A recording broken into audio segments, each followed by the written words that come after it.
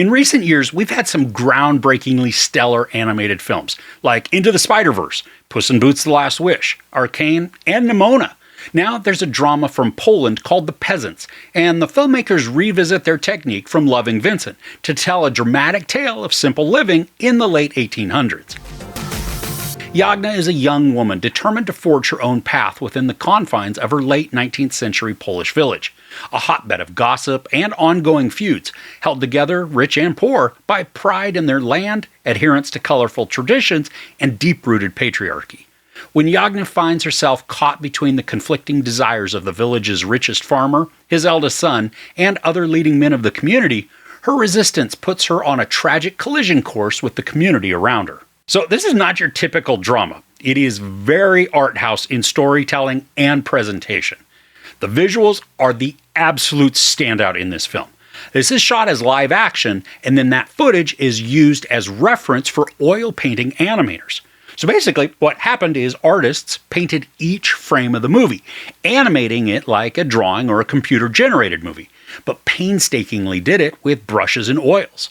Now, typically, films are shot at 24 frames a second, meaning that there would need to be 24 individual paintings done to capture 1 second of footage. Here, the FPS is 12, so only half as many paintings are required. And this gives the animation a unique look because we can see the brushstrokes that are changing almost continuously throughout the story. It's magnificent to watch, and if you're into any sort of art, I think you're going to be spellbound by the beauty that they've created. The actors also do a great job of emoting and crafting body language that captures feelings and emotions. And I think this is especially important because fine details in faces and eyes, they're not captured. I mean, we can still see detail on somebody's face, but small looks or facial quirks, they're not translated like they would be in a live-action film. Now, the story may make it a little difficult to become fully invested. We're basically watching a slice of life for the character of Jagna, and then all of the drama that she creates and encounters within her small village. The narrative heavily focuses on the extreme patriarchy of the time, where the women had very little, if any, say over their bodies and choices, which is kind of like the US currently.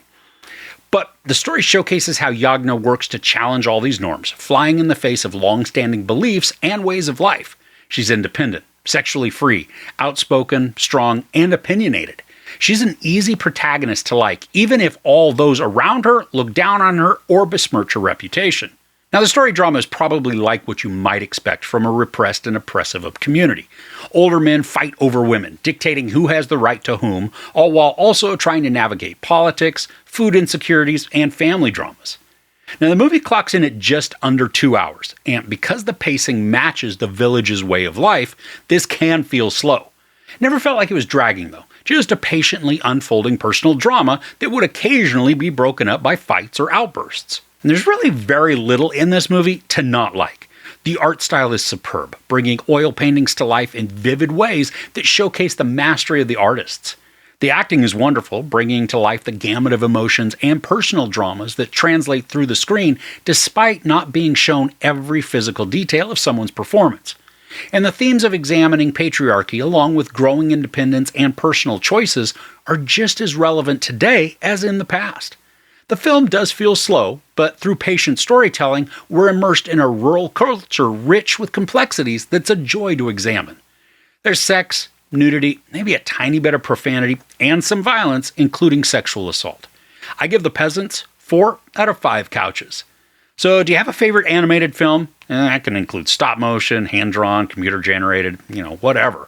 I'd love to hear what you love in the comments below. If you enjoyed this review, please give it a like. Also, don't forget to share and subscribe.